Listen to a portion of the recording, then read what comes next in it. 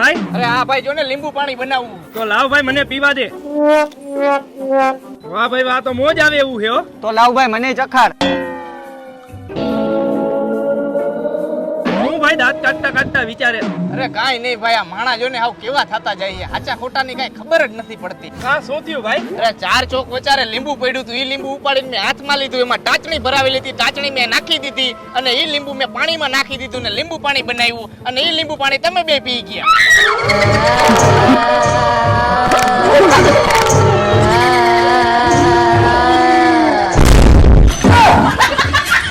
સારું થયું આ લીંબુ પાણી મેં ન પીધું ને આની ગોળે હું પડી જાય.